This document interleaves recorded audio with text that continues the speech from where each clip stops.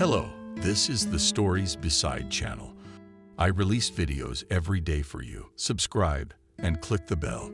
Camille was 67 when they first met. The elderly woman had already thrown a bag of garbage into the iron box when she heard something beeping inside the container. She looked inside and noticed that there was another bag next to hers, exactly the same and slightly moving. That was where the squeak was coming from. Struggling to reach the bag, Camille took it out, put it on the ground, and untied the knot. She couldn't believe her eyes. In the bag lay a skinny red puppy. His fur was sticky at the edge of his blue eyes were streaming real tears. He looked at the woman hopefully and at the same time with fright tried to get up on his paws, but could not. Apparently, he was completely powerless. "Who's so nice to you?" whispered Camille. "Come here." She gently took him in her arms and pressed him to her chest. The puppy licked her hand. What a brute. The woman continued to be indignant. They all lost their conscience. The beasts. Camille stood like that for another 5 minutes, trying to think what she was going to do with that poor old thing. She was already getting less and less strength with each year, and now with each month. How long would she last in this world? 5 years at most. And if you shelter a puppy in your house now, then when she's gone, who will the animal be left with? The village where Camille lived has been in decline all her life, as have many like her. Of the old-timers, only 3 remained. She herself is across the street from it. Former teacher Wendy and grandfather Michael, but that one was almost 80. He hadn't recognized almost anyone in a couple of years, just sitting on a bench from morning till night, twisting stinky cigarettes. Most of his acquaintances had gone to heaven year after year or moved to the city to join their children. And the young people who rebuilt their houses as summer homes were different. Many came with their own dogs, loving and purebred. The local abandoned and stray dogs were not liked, and often in the fall they called the stray trapping service, and they were never very ceremonious. So no one knows how the lives of those poor souls they managed to catch and put in a cage ended. Camille and Carrot Top would be gone. They might put him in a cage and take him away to who knows where. She hadn't realized she'd given him a name in the middle of her thoughts. Now, Carrot Top, that's for sure. She was responsible for him. She couldn't wrap him up in a bag and put him back in it, and wishing to take a puppy in their homes is unlikely to find in the village now. The snow was beginning to melt all over the street. It was the end of March. Are the roads washed out? There is almost no one in the area before the start of the vegetable and barbecue season. Well, nothing. Carrot Top summed up her thoughts aloud. We'll get by somehow. God willing, we'll see what happens. And Camille went home, holding Carrot Top behind the house. She first of all fed the puppy with what she could find. She poured milk, crumbled some bread in it. He wavered and ate with appetite, slowly began to get up on his feet and slightly wagging his tail. On the stove, Camille made more food, heated water, and bathed the puppy, wrapped a thick terry towel, and climbed on the stove with him. Tired from all the worry and all the fuss, she awoke an hour later, and the first thing she saw before her eyes was Carrot Top's smiling face. He looked at her just like a man, sticking out of the towel, muzzle and front paws warmed.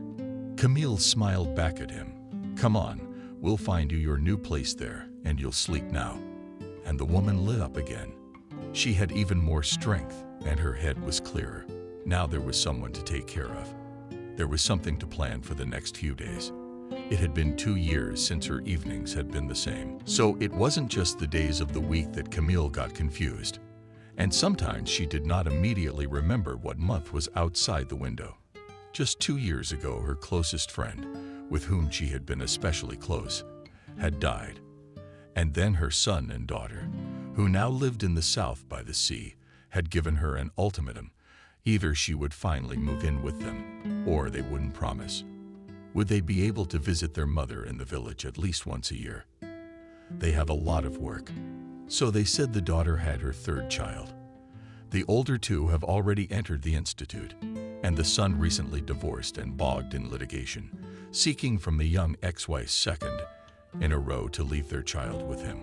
Of course, Camille could not leave the village. Here she was born, here she spent her starving childhood of the war years. Here, together with her mother, she waited for several years for the return of her father, who was missing at the front. They never waited for him. Her mother, having accepted the fact that her husband would never return, quickly faded away and passed away, leaving the 16-year-old Camille alone. Struggling with the hard post-war life, she had to drop out of school, get a job as a milkmaid at a collective farm, and pull the farm. And she endured. Many of her friends left the village under the guise of going to college, and none of them came back. She too was persuaded to leave with a job, and weavers were needed everywhere. The chairman of the collective farm, though reluctant, let them leave the village. Agitators often came from all over the country. Camille even became friends with one of them. He practically persuaded her to come to his factory in Ivanovo. He promised to help her in everything upon her arrival. But a month after he left, she realized she was pregnant. She wrote letters to the agitator, asking what she should do now. But he never once responded. And on the fragile shoulders of the 18-year-old Camille also fell the burden of caring for her son. With such baggage and such a reputation, it was almost impossible to find a life partner. The girl had already given up hope of finding a full-fledged family. When Ethan, a young agronomist from Tours, showed up in the village, she fell in love with him at first sight. She had never felt such feelings for a man before. Even her fleeting passion for the agitator totally paled before the frenzied onslaught of unspent love that gripped her heart. And strangely enough, Ethan reciprocated. This time it was real, without pretenses, and without betrayal. A year later they married, and soon Betty was born. It seemed that their happiness would never end. Everything was going well in life. Camille even managed to enroll by correspondence with Ethan's patronage, Agricultural Institute, thinking of a future career in the collective farm. Her neighbors also began to treat her with respect, completely forgetting about the past, but it all came to an end, as swiftly as it had begun. Ethan had once died of a heart attack in his sleep. Many times he replayed in his head the twists and turns of his life. Camille couldn't understand where she got her strength from. At that time, she had to start from scratch again. The institute had to be abandoned like she had left school, working a double shift and barely having time to take care of the children at home. She still made it, gave her son and daughter a secondary education, and when they grew up, she sent them one by one to the city to get higher education, so that they could hold on and achieve something that their mother never did. The son was the first to marry. Then the daughter found herself a good husband. Every year for the summer they came to visit. The son fixed the house, which was gradually falling into disrepair, and the daughter and her children loved to walk in the woods, picking berries and mushrooms, and then making jam in the evenings, the aroma of which spread throughout the village. And 2 years ago, they stopped coming, and Camille remained steadfast in her intention to remain in the village for the rest of her days. But after the death of her friend, longing became a permanent guest in her house. Every month she grew heavier, taking the last of her strength. The woman could hardly bring water to flood the bathhouse. It became difficult to get to the store and carry heavy bags of groceries. Even her appetite began to disappear.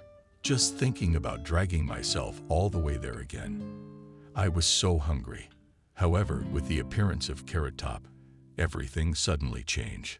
Not overnight, of course, and not even in 1 week, but gradually. And so began Camille's new life. She was happy, though she did not stop worrying about the dog's fate after she did have to leave.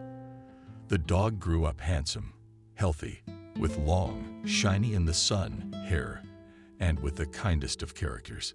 It even turned out that he was not an easy breed either. So at least claimed the owners of their own dogs, which over the years began to fill the neighborhood.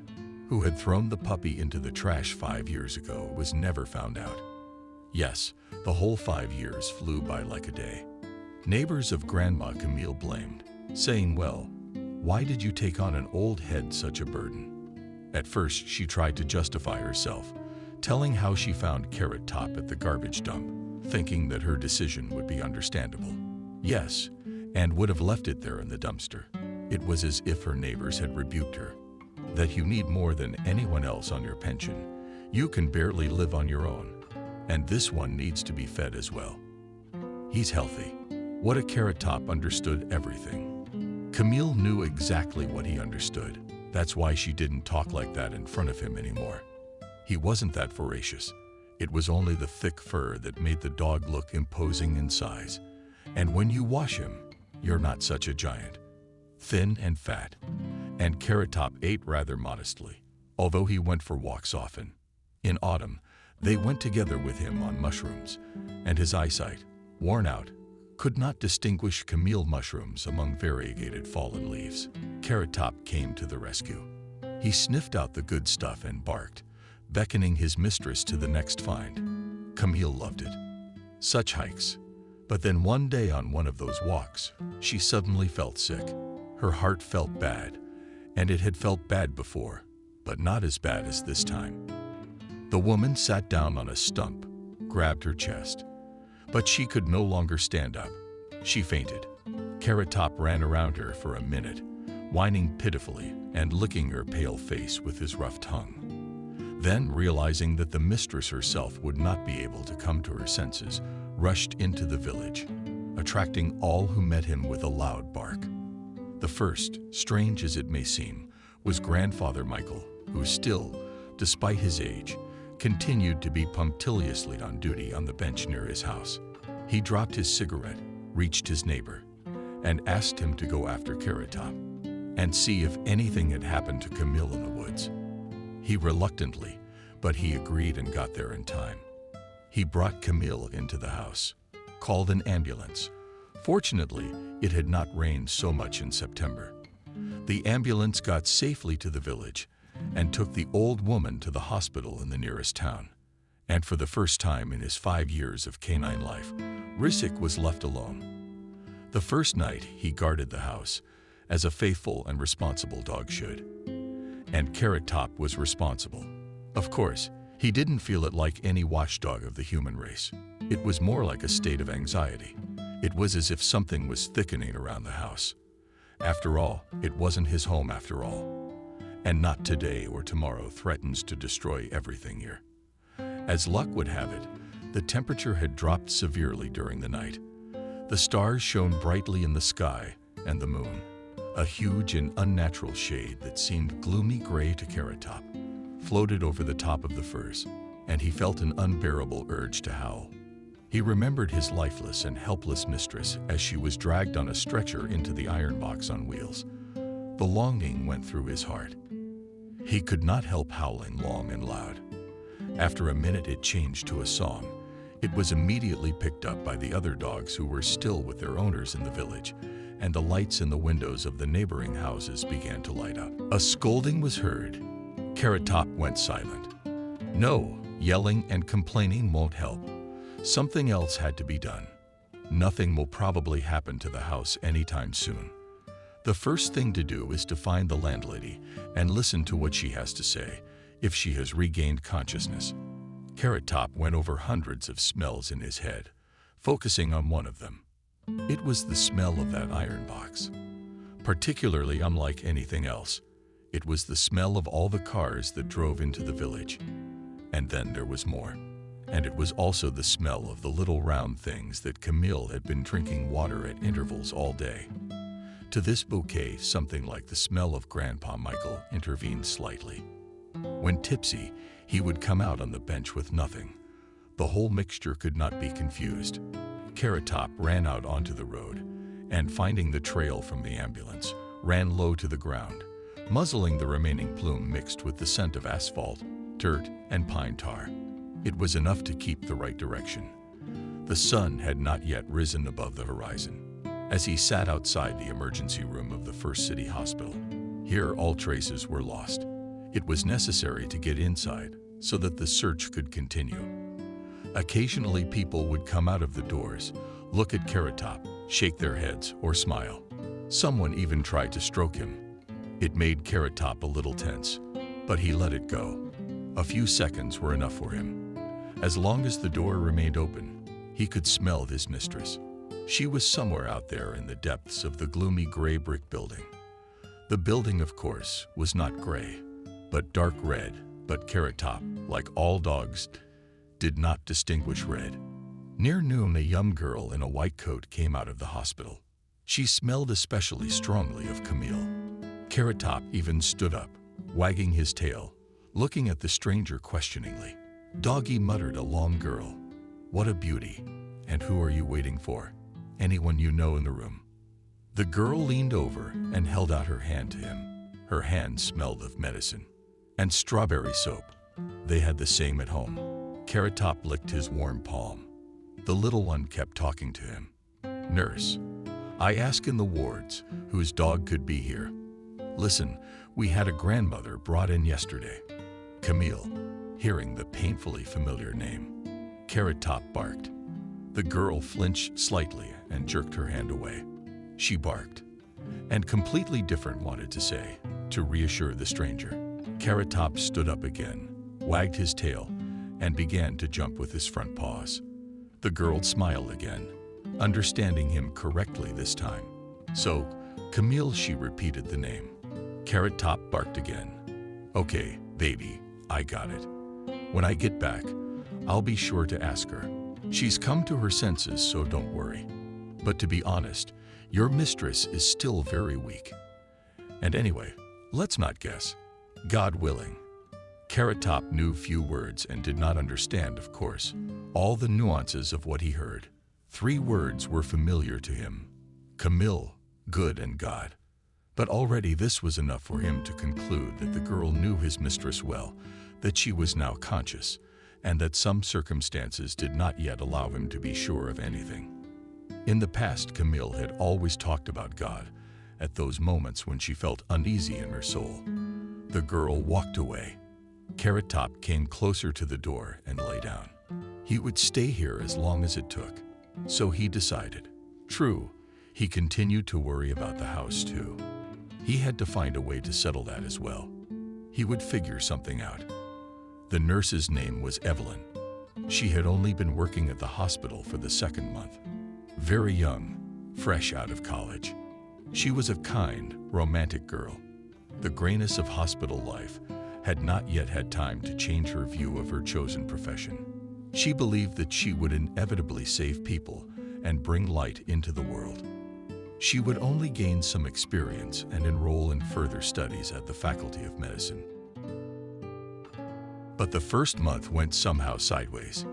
It turned out that the hospital lacked many medicines and that doctors were constantly changing. After working a little and going to commercial clinics, I often had to work overtime. There was a catastrophic shortage of junior and mid-level staff. Many of the nurses often came in drunk, and no one was squeamish about taking money for patients if they themselves offered it. But she will never be like that. That is impossible. The Hippocratic Oath and medical ethics were not an empty word to Evelyn. When she returned from the internal medicine ward to surgery, she went straight to Camille's room. As promised, Carrot Top continued to lie near the entrance. Grandma had lost a lot of weight in 24 hours. Her pale face was riddled with dozens of new wrinkles. Her eyes had become colorless and looked longing and desperate. Camille turned to Evelyn, placing her hand on her arm. "There's a ginger dog at the front door all day." It wasn't by chance that Camille was alarmed. A lively light flashed in her eyes for a second. There was even a slight blush on her cheeks. "Yes, he must be Fluffy, my daughter.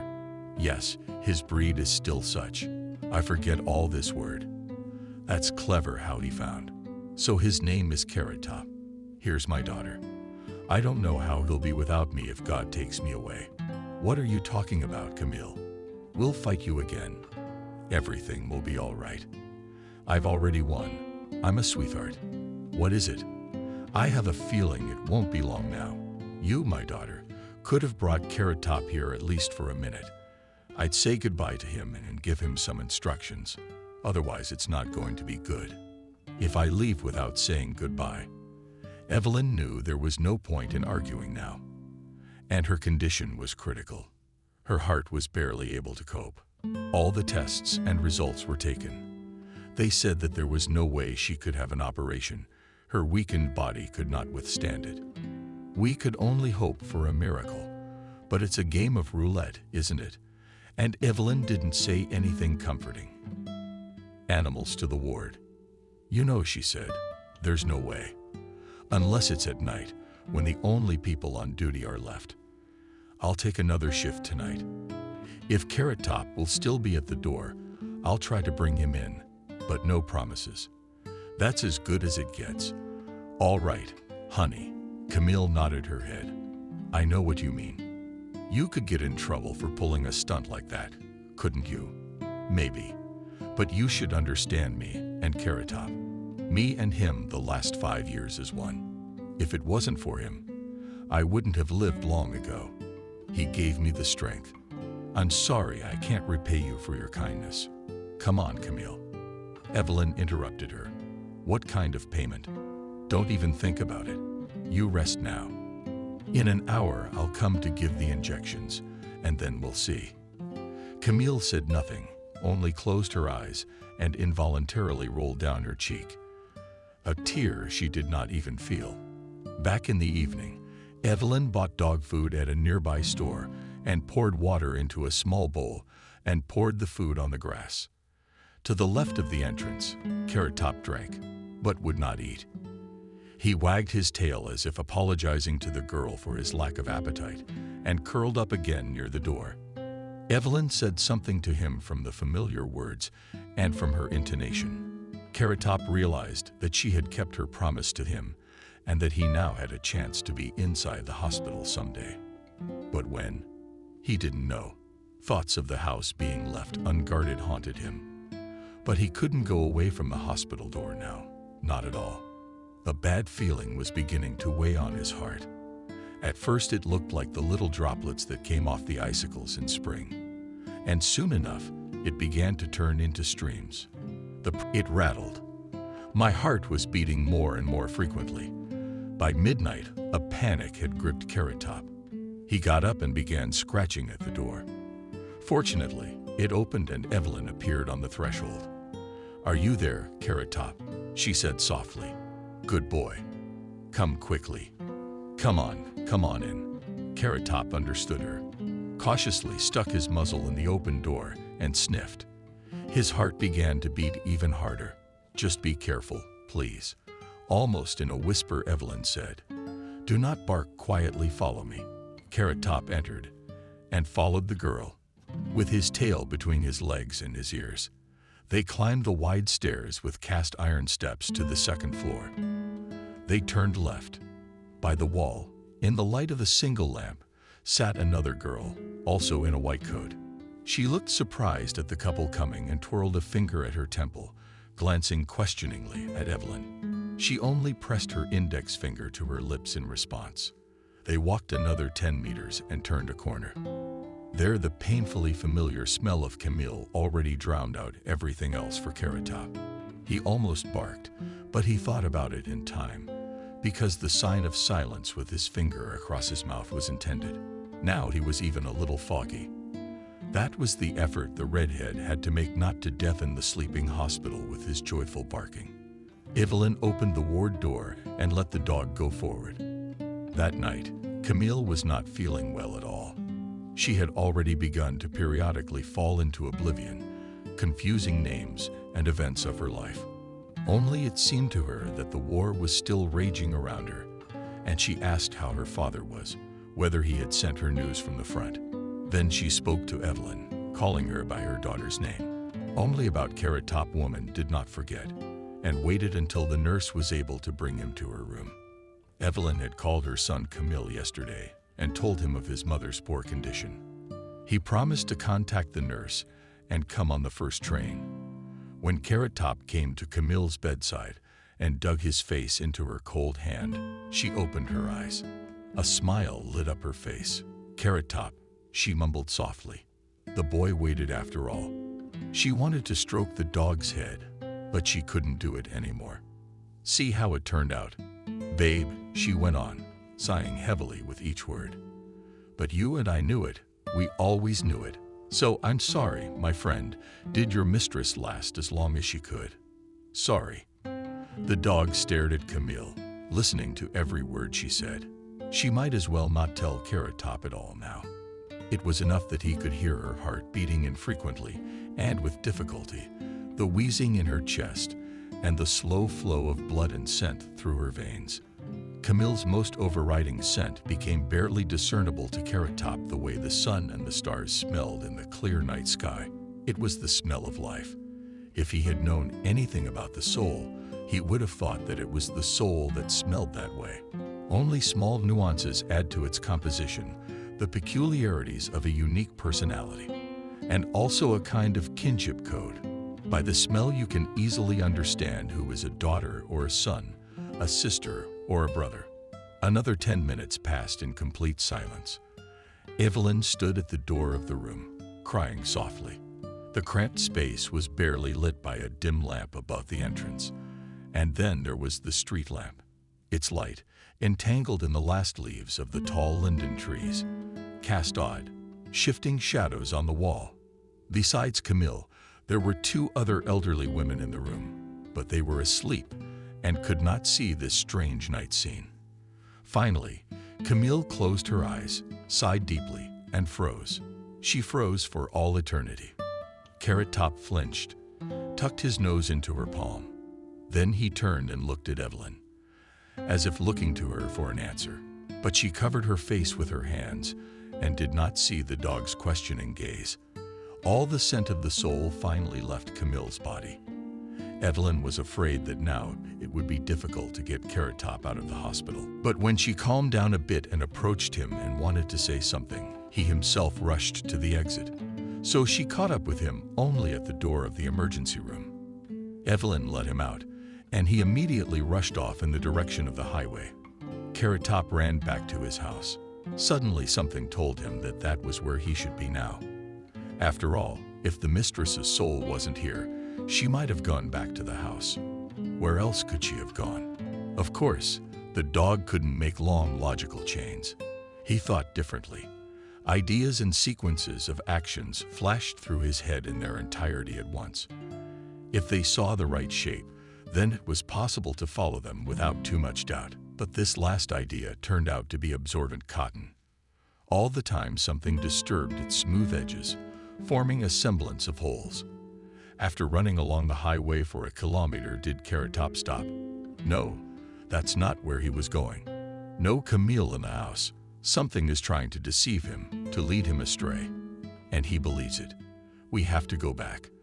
That thought certainly seemed right. Carrot Top turned around and dashed back even faster. He was just in time. The gurney with the body of the dead Camille.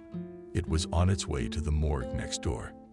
Carrot Top smelled that in a black plastic bag was Camille Gurney, taken away by an orderly, and next to him with papers in his hands walked Evelyn. Seeing Carrot Top, the girl called out to him. He joined the procession. "This is the dog you were talking about?" The orderly asked Evelyn. "Yes, he is.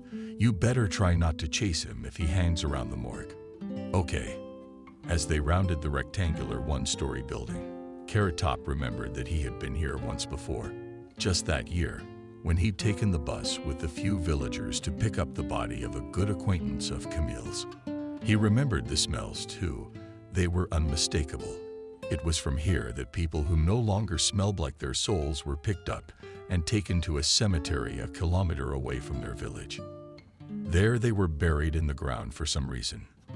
Carrot Top saw all this, and he understood that no one would return from the cemetery. So he had to wait until Camille was put in a wooden box and taken to his last journey. So he decided. For the next 2 days, Evelyn watched Carrot Top from the residence room window. The orderlies and the caretaker did not chase him away. Evelyn brought him something to eat at lunchtime. Only on the second day Carrot Top touched food, but still without much appetite. On the day of the funeral, a bus pulled up to the morgue. 6 people had already crowded in front of the building. Some were talking quietly to each other. Some were smoking in silence, and then looking for a long time for a trash can to throw away their cigarette butts. The Camille kids had arrived 2 days before. Carrot Top had never seen them before. It was Evelyn's day off, and it never occurred to the Orderlies to explain to his brother and sister what the red dog had to do with Camille. But they could have guessed it themselves. And for sure they guessed, because they knew about the existence of Carrot Top. But they did not pay attention to him. Carrot Top singled them out especially by their scent, for there was a familiar note about them. But he was not going to impose himself as a buddy. When they brought out an open casket with the body, Carrot Top saw at last his mistress only the front of her face, as his height did not allow him to see more. Camille didn't look like herself at all. The coffin was carried into the bus, and the 4 men began climbing the steps inside as well. Carrot Top walked to the door, hoping to be invited in. "Where did you put that?" "He's got Camille's son on him." "Yes, that's Camille." "The dog," said one of the villagers. "Let him go." But the man didn't say anything back. He swung his hand at Carrot Top and slammed the door in front of him. The bus drove off, and the dog stayed behind, wondering what he was going to do now. That no one wanted Ginger. Now the orderly told him, "Run away now." He waved toward the departing bus. "Maybe you can catch up. There's nothing for you to do here now." And Carrot Top ran away from the place where the village graveyard was. He knew very well. If only he could make it in time. Now, if only he had enough strength. At the cemetery, the dog could hardly stand up from fatigue, but he made it in time. 4 men were lowering a coffin with Camille's body into a hole on ropes. Then the men threw lumps of earth in there and buried the hole. Not many people did. The people dispersed, and Carrot Top was left alone with nobody. For the last few days, he had lost a lot of weight. His hair had changed from white and red to something dirty and brick. Clumped on the sides and on the chest lumps rested a little at a fresh grave. Carrot Top came back to the house at last, cautiously crawled into the hole under the fence. Took a closer look. Even the house seemed to him quite different, as if he had not been here a few days, but at least a year. As if it had shrunk in size, turned gray and soaked, even though it hadn't rained. For almost a week, Carrot Top had been walking around the garden, looking for his own stash, which he liked to hide. Now he had an appetite. He found everything he had managed to hide, drank water from the well bucket, and felt the strength begin to return to him little by little behind the cherry trees in the space between the fence and the blackcurrant bushes. Carrot Top had a sort of secret coven he had built for himself. He liked to hide here during the day. When Camille was resting in the house, he went there to think it over again and look for the right one among the images. When the door over the porch opened and a loud man's voice sounded, "You're here again." The voice was clearly addressed to him. "Get out of here." A large stick flew toward him. Tucked tail, carrot-tailed, rushed back to the hole. Yes, all is now in the house is not that a stranger. The house had become a stranger to him. He needed to look for something else, and Carrot Top ran back to the pogast. Where else could he go? The body of his mistress was buried there, even though it was breathless. Maybe that's where his home is now too. When he reached the cemetery, Carrot Top lay down on the damp, cold ground on top of the grave and curled up in a ball. Pretty soon he was dreaming and dreaming that he and Camille were walking through the autumn forest, as usual, in search of seps and boletus mushrooms. He runs farther and farther into the woods, and the mushrooms are bigger and bigger in size. He is excited. This will be the mistress's delight that Carrot Top finds such giants. He barks, calling for Camille, and is sure that she goes to his barking, while he himself runs farther and farther away. And suddenly he realizes that the mistress is no longer around. He is frightened, rushes back. But the forest seems to be different. Everything around is covered with thorny bushes, and the needles hurt his sides. The hair gets stuck in the branches. Carrot Top is tearing as hard as he can, but the more he tries, the harder it is to escape. Darkness thickens around him. He begins to whimper. Real tears come out of his eyes, and he wakes up. It really is dark. The stars are lit in the sky, and he's still lying on the same damp mound, shivering with cold. He slept for a long time. Carrot Top got up on his paws and shook his body. Lumps of dirt flew in all directions. Now where to lie here? It was as if the events of the dream had crossed the border of reality. And it seemed to Carrot Top that the branches were holding him, and that the thorns kept tearing at him. He had to get out of this darkness. He looked up at the sky and saw that far away in the direction where the hospital was located, fell swiftly downward. A blue star. It made his heart go tickle. A vivid image of an idea flashed in his mind. Yes, he knew where to go. And Carrot Top ran to where he assumed the star had fallen to Earth. City Hospital. The complex consisted of 5 main buildings, a polyclinic surgical department, a therapeutic morgue connected to it by a passage, and a maternity hospital on the other side of the railway line. This was the place where life began, and life ended for those who didn't venture anywhere. Ripped out of the sky, a bright dot pointed Carrot Top toward the maternity hospital. Well, not so much pointing. But for some reason he realized, not really thinking about the reasons for such a decision. The rest of his life was from this moment associated with this place. No one in the yard of the maternity hospital knew Carrot Top. If Evelyn had shown up here, she would have introduced him to all the local staff, including the janitor and the stoker. But he never saw Evelyn again. So the janitor immediately started chasing the dog, waving an intimidating broom. Carrot Top felt that he did this not out of natural anger, but simply out of considerations of his duties. Perhaps he was supposed to keep everything in order on the grounds, including keeping the red-haired dog out. Redhead himself barked at strangers when guarding the house, and not out of spite, but because he felt it was his duty. When the janitor shouted at him, the dog obediently retreated to the far corner of the small park, where there were benches covered with yellow leaves and an old round fountain. Here it was possible to have a drink at the same time. And the weather, it must be said, was beginning to do something incredible. In September, close to noon, the sun was heating up the air to the point where the thermometer read +33. That was more than Carrot Top could recall in his short life. In the evenings, when the saving coolness descended on the hot asphalt, the stoker would emerge from his small slanted door. In the warm season, he heated the only boiler that heated the water in the maternity hospital building. It must have been almost impossible to be inside in this heat. The stoker, whom everyone called John, was, unlike the janitor, kind to the redhead. Every day he brought him something to eat, talked about something. He patted him on the head and smoked like Grandpa Michael. He had no teeth in his mouth at all. That's why he couldn't understand a word he said. But listening to John was still a pleasure for him. When he appeared with a cigarette in his hand, the dog would run up to the bench, lie down at the stoker's feet, and look sadly, mingled with incomprehensible hope, at the main entrance of the maternity hospital. It was as if Camille was going to come out of there sooner or later. Of course, he understood that the mistress was buried in a cemetery and could by no means suddenly find herself in that place, from which one did not go to another world, but on the contrary, from another world came to start a new life.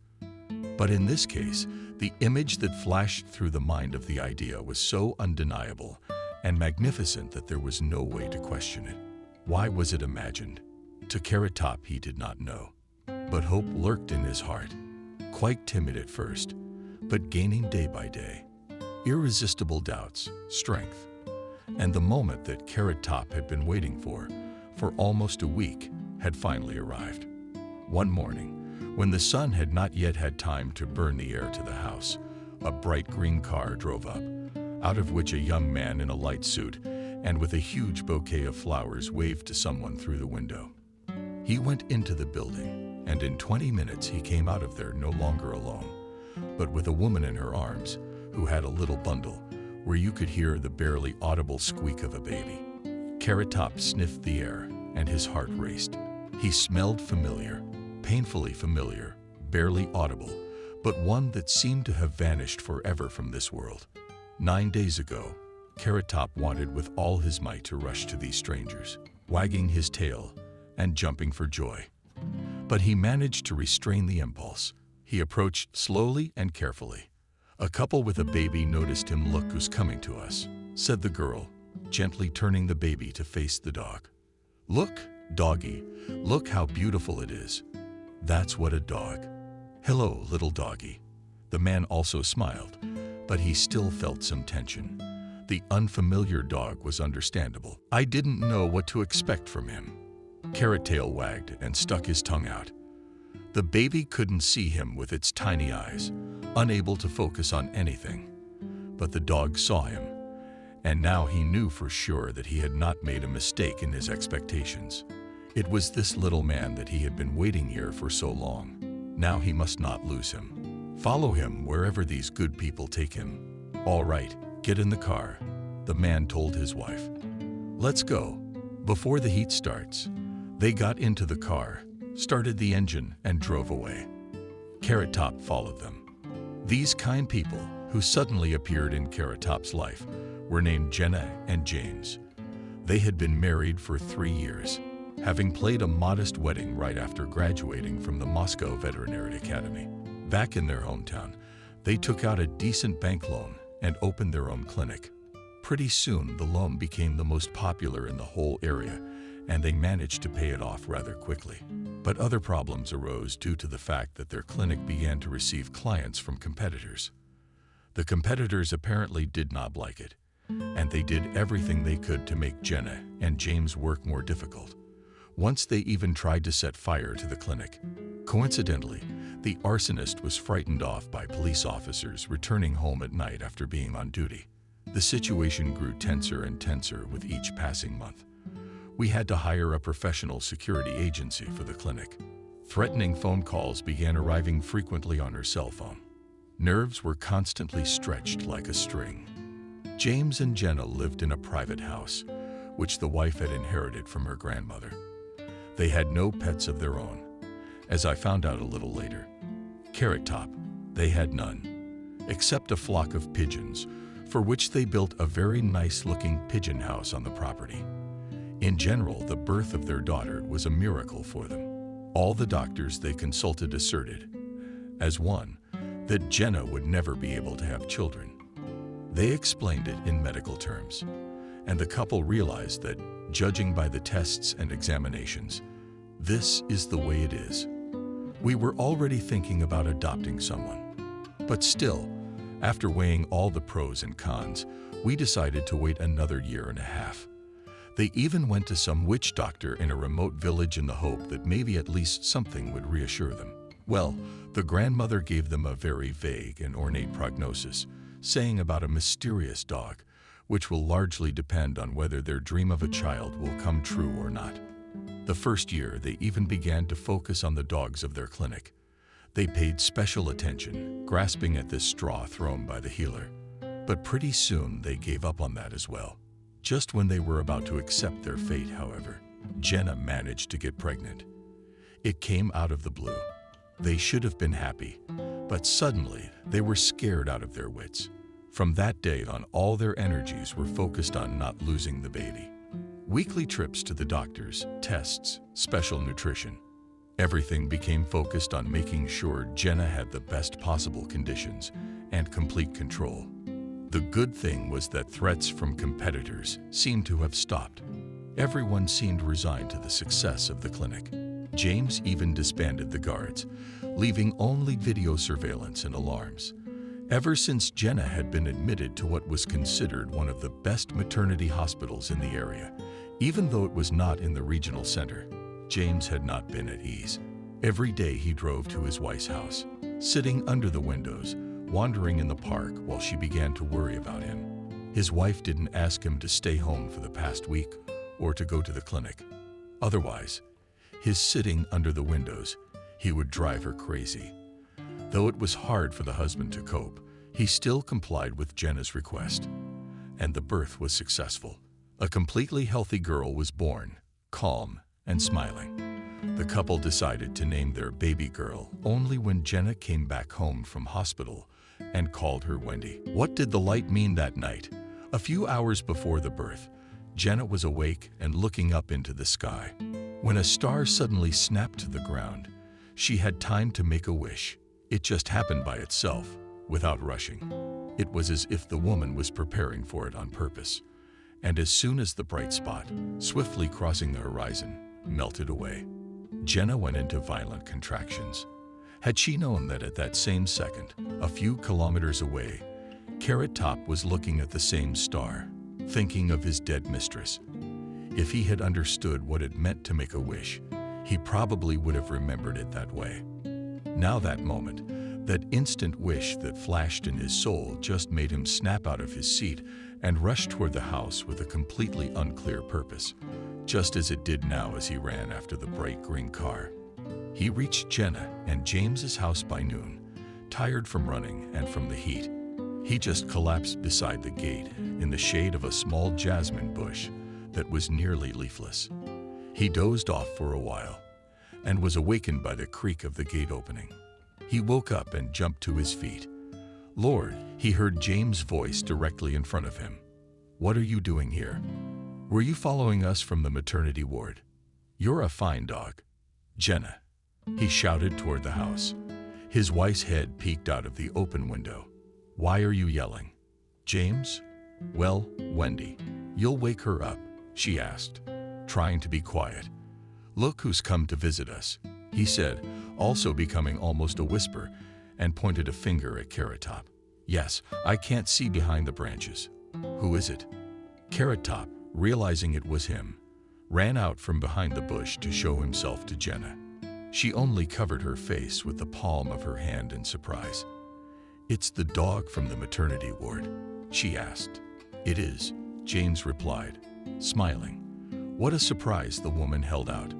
Look, let her in the wicket and pour some water in a bowl, will you? She must be thirsty. It's such a scorcher. Okay, James agreed. He opened the gate and gestured. He invited Carrot Top into the lot. The dog wagged his tail one more time, looking intently into James's eyes. Then he looked at Jenna. She waved her hand cautiously. He walked behind the wicket and turned around. James continued to stare at him in surprise. What are you afraid of, redhead? Come in with our pigeons. You can meet them later. Just please don't hurt them. The man followed the dog, disappeared for a minute into the house again, and appeared with a large bowl, in which sparkled in the sunlight cold water. Carrot Top greedily gulped down a third of the bowl and didn't bark here. James said with his index finger up, Wendy is our sleeper. Understood. Carrot Top understood that he mustn't make any noise and that he was well received in this house. He mustn't make any mistakes now. Of course, he would do everything, as these kind people say, just to always be near the little creature, which now slept somewhere very near. The heat, meanwhile, mercilessly continued to overtake the city. By noon, the temperature was rising to plus 38. The weather forecasters had long promised a cold snap. But nature offered one surprise after another. The hot autumn turned the city into a desert. At night, the coolness was saving, but the dew was evaporating from the yellowing grass.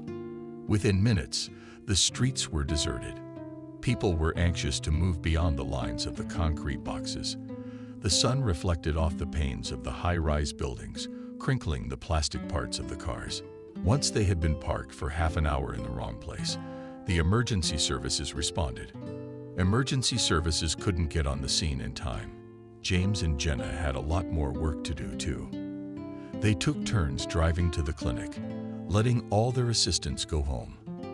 Concerned clients with no out-of-town sanctuary streamed into the clinic with their pets, caught off guard by a flare-up of chronic maladies. And in the home pigeon house, it was necessary to make sure that the birds are not overheated in the sun and get plenty of water. Many of them hatched chicks, stubbornly continuing to stay on the eggs. Carrot Top was also suffering from the heat with his hair so thick. It was especially hard on him. It is good that now there is no need to run anywhere. He dared to go away from the house only to the river. It flowed about 50 meters from the village. Everybody in the neighborhood already knew him and considered him to be one of their own. Merry kids, despite the scorching heat, remained the absolute master of the beach. The children danced in the water from morning till night, eagerly accepting the dog in their games. He tried not to be too keen on such fun activities, fearing that something might happen in the house during his absence, 20 minutes on the beach, and then immediately back closer to Wendy and these kind people, who sometimes even started letting him inside the house. James and Jenna had their own separate cars. Jenna had the light green one that her husband drove to pick her up from the hospital, and James had a dark blue one with a roomy interior and a powerful engine. The day that would eventually become the decisive day in the lives of Carrot Top, and Wendy was the hottest of all the previous days. Already in the morning, the dog's heart sensed trouble. As if with the smell of burnt peat bogs in the south, there came a note of impending misfortune. In the morning, after feeding Wendy, as usual, Jenna left for work. Carrot Top didn't go to the beach this time. Something was holding him back, not letting him move, and his premonitions were not deceived. As the sun passed over the zenith, an extremely excited James came out of the house with Wendy in his arms. This had never happened before. Early in the morning or late in the evening, Jenna would leave with the stroller to walk with the little one to the river and back. Carrot Top would invariably walk with her at such times, scanning people in their path for threats. Rarely, of course, did strangers wander into these parts, but he had to keep his eyes open. Red remembered how suddenly Camille had felt sick in the woods and what followed those walks. But at the height of the heat wave, someone would risk taking Wendy out into the sun. That couldn't have happened. Certainly, no one would have put a baby in a car, and the car body smelled as hot as a furnace from 5 yards away. And if James had done such a thing, it meant that something extraordinary had happened. Carrot Top wanted to jump into the car too, but James gestured for him to stop. "Wait here, Red," he said sternly. "Don't worry, it's all right. I'll be right back." But in vain the man tried to reassure the dog. Carrot Top knew by the tone of his voice and by his scent that trouble was near, and that nothing was normal in the whole situation. As soon as the car moved, Carrot Top immediately rushed after it. James drove slowly, carefully, avoiding potholes in the road and making sure not to upset Wendy. He turned on the climate control, but as he pulled onto the highway, it refused to work. Good thing he had time to cool the cabin at least a little. 10 minutes ago, Jenna called him and told him that she had been in an accident right on the loop. She had been hit by a truck in the center square. A truck. The chauffeur collapsed before he could stop. Her car was badly dented. She herself had a badly bruised ankle. The police arrived quickly, but the paperwork and medical examinations were sure to take a long time. And she left the clinic unlocked because she expected to go quickly to get some bandages and hydrogen peroxide, which had suddenly run out. To the nearest drugstore. "Excuse me, please, on the way to the pharmacy," said my spouse on the phone. "Buy 10 kits. The dog needs to be treated, stitched, bandaged." "Where is Wendy going?" asked James, confused. "You put her in the carrier and take her gently to the clinic. I'll take care of things soon and come back with you. We'll take your car back home. Don't worry about me. I'll live." As James drove up to the drugstore, it was getting pretty hot in the cabin. He had to act fast. It took 5 minutes to buy everything he needed, and another 5 to get to the clinic. The city roads were completely empty. In fact, it was surprising that Wendy would have run into anyone. Did James try the climate control again? No, he banged his fist on the dashboard in desperation and got scared himself. "Oh, baby," quietly he said, turning to his daughter. "Sorry, Daddy is a little upset with you." Wendy opened her eyes, but was calm. James parked about 100 yards from the drugstore because it was the only place that had any semblance of shade. He ran out of the car, turned the corner, and was out of sight. He barely had time to catch up with Carrot Top. Carrot Top didn't follow him, but stayed near the car. His eyes were blurring. He barely had enough oxygen to keep himself from falling over. He was terribly thirsty. But despite the fog in his head, the dog felt that Wendy was inside the cabin, and therefore he must stay here and wait for James to return.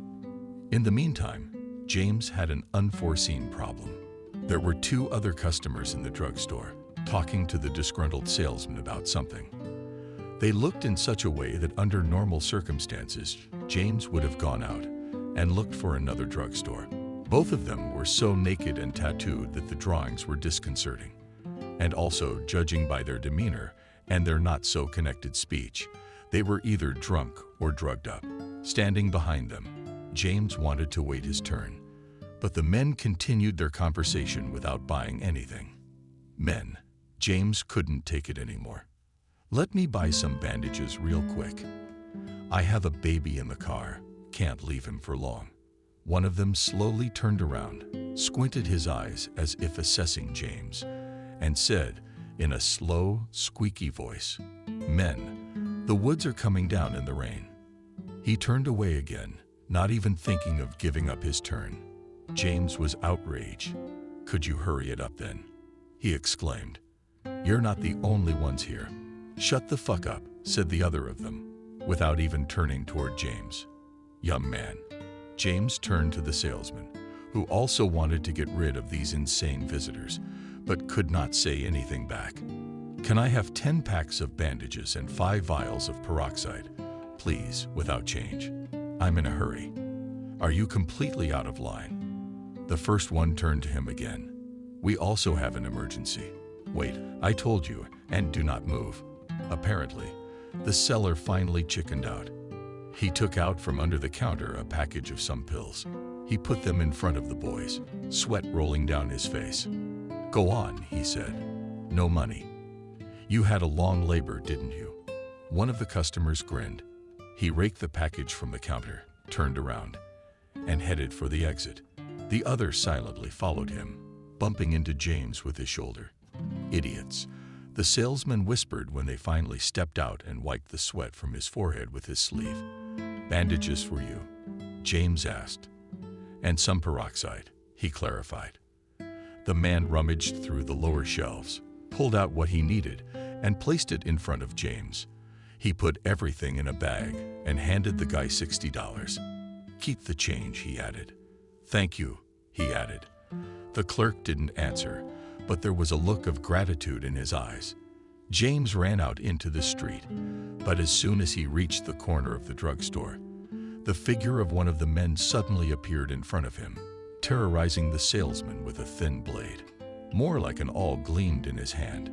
He stabbed James 3 times in the stomach, and without a word, walked away with his partner.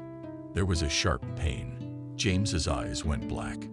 He stepped back against the wall, and slowly, trying to press his palm against the bleeding wound, settled down on the hot asphalt.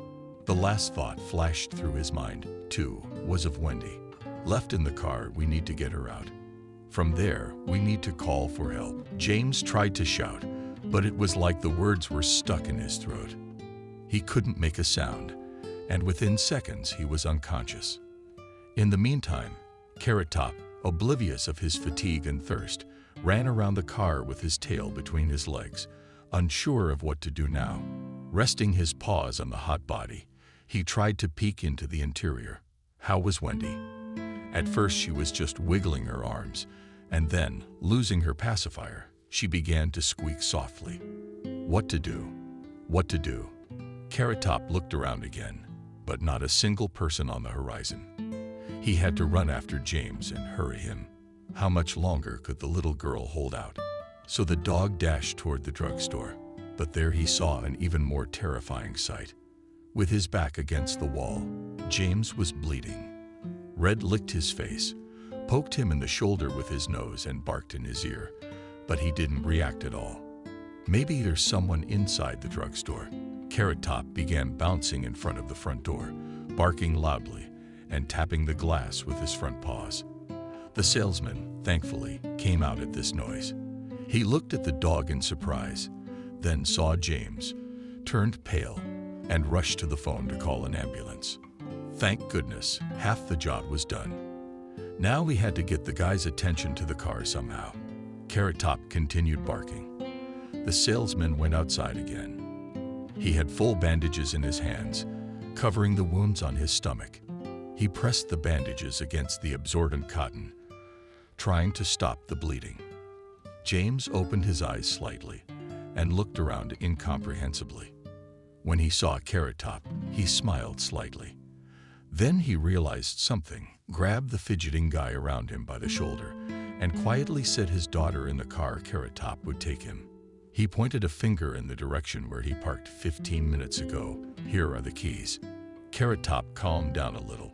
Realizing that James was alive and running away a little to the side, he barked again, as if urging the salesman to follow him. He took the keychain from James's hands and followed the dog. When he reached the car, he looked inside. The baby was no longer moving. The pharmacist opened the door from inside, and the stinking hot air hit him. The guy grabbed the footnote and with a quick step, headed back to the pharmacy. It wasn't as hot inside. The air conditioner was running slightly, dampening the towels with cold water. The guy began to rub the little girl's face. She moved her arms again and opened her eyes. By this time, an ambulance had arrived, followed by the police. James and Wendy were loaded into the car, and it immediately whisked them away. The police were left to question the salesman, who might well have guessed what had happened. When James went outside, although he did not directly see anything himself, all of this could be seen on the security camera footage, which, fortunately, was working that day. Now Carrot Top could calm down and take his time walking toward the hospital.